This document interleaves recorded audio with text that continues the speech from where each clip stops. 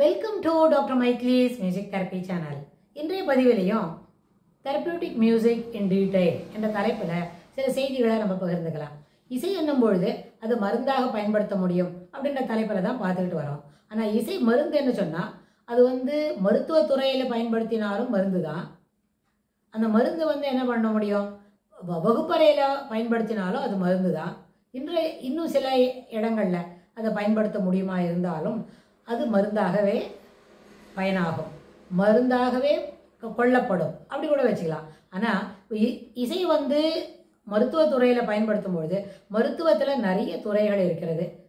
எந்த துறையாக இருந்தாலும், அதாவது சுகக்கேடு வந்த பிறகு ஆரோக்கியத்திற்காக வேண்டி மருத்துவமனைக்கு செல்வதாக இருந்தாலும், அந்த நேரத்திலும் இல்லை சுகக்கேடே வரல, ஆரோக்கியமாக தான் இருக்கிறோம், ஆனால் இந்த ஆரோக்கியத்தை we should have the sustained effects இருக்கணும், சஸ்டைண்டாக நம்மக்கிட்ட தொடர்ந்து ஆரோக்கியம் குறையோ இல்லாமல் இருக்கணும் அப்படின்னு சொன்னால் அப்போவும் நம்ம இசையை பயன்படுத்த முடியும். இதெல்லாம் சில பதிவுகளுக்கு முன்னாடியே நம்ம பார்த்துட்டோம். ஆனால் இசையை எப்படியெல்லாம் பயன்படுத்த முடியும் அப்படின்னு சொன்னால், முதல்ல நம்ம கேட்டு இன்புறலாம்.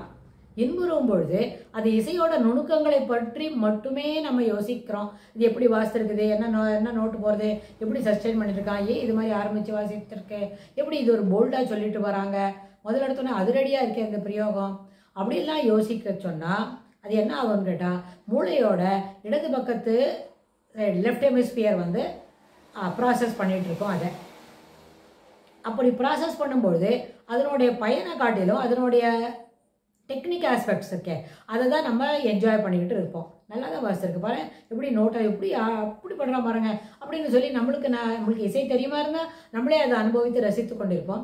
இசை தெரியல, பக்கத்தில் இருக்கிறவங்களோட பகிர்ந்துக்கிறோன்னு சொன்னால் அந்த நேரத்தில் பேசிக்கிட்டு தான் இருப்போம், இசையை அனுபவிக்கிறதுக்கு முடியாததாக ஆகும். ஆனால் இதுவே இசையினோட எஸ்தட்டிக் ஆஸ்பெக்ட்ஸ், அதனோட சிறப்புத்தன்மை, அதனுடைய சிறப்பாக இருக்கக்கூடிய அந்த ஒரு ஸ்வரமும் எப்படியெல்லாம் அதை பிரயோகம் பண்ணியிருக்கிறோம் அப்படின்றத பார்க்கணும்னு சொன்னால், அப்பொழுது நம்மளுடைய வலது பக்கத்து மூளை அதை ரசித்து கேட்கறதுன்னு சொன்னால், அந்த நேரத்தில் instead of going for the technical aspects of the music, technical aspects of the notes, ஸ்வராஸ் அண்ட் நோட்ஸ், அப்போ நம்ம அதனோட எஸ்தட்டிக் சென்ஸை பற்றி யோசிக்கிறோம். There it does the difference.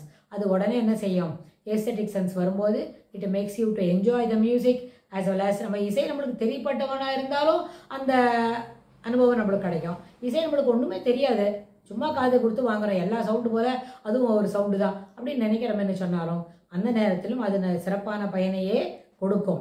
அப்போ எப்படி கேட்கணும்னு சொன்னால், மருத்துவமனையில் சுகக்கேடு இருக்குது, அந்த சுகக்கேடு இருக்கிற நேரத்தில் அந்த இசையை பயன்படுத்தணும்னு சொன்னால், மெடிசன் எடுத்துக்கிறோம், மருந்தெல்லாம் எடுத்துக்கிறோம், அந்த மருந்து எடுத்துக்கிறதுக்கு முன்பும் மருந்து எடுத்துக்கொண்ட பின்னரும் தொடர்ந்து இசையை கேட்டுட்டு இருந்தால் அது நல்ல பயனுள்ளதாக அமையும். அந்த சிகிச்சை எடுத்துக்கொள்பவருக்கு அது சிறந்த ஒரு ஊக்கியாகும். அது ஏதோ ஒரு ஆர்கன் சரியாக வேலை செய்யலை, அவங்களுக்கு ஸ்டமக் அப்செட் இருக்குது, அதுக்கு தான் மருந்து எடுத்துக்கிறாங்க அப்படின்னு சொன்னால், அந்த மருந்து எடுத்துக்கொள்ளும் பொழுது அலாங் வித் த மெடிக்கேஷன் இசையும் நம்ம தொடர்ந்து கேட்டாக்க அந்த எந்த ஆர்கன் குறைபாடுடையதாக செயல்படுகிறதோ அது சிறப்பாக செயல்படுவதற்கு இது ஒரு ஊக்கியாக அமையும். இது ஒரு ஆராய்ச்சி மூலமாக தெரிஞ்சு கொண்ட ஒரு விஷயந்தான். இதை நம்ம நல்லபடியாக எல்லாருக்கும் பகிர்ந்துக்கலான்னு தான் அதை சொல்கிறோம். இது இந்த செய்தியை நம்ம பகிர்ந்துக்கணும்னு சொன்னால், அந்த emusictherapy.com அப்படின்ற அந்த வெப்சைட்டுக்கு போய் பார்த்தா அங்கே இருக்கிற ரிசர்ச் பேப்பரும் அதை சொல்லும்.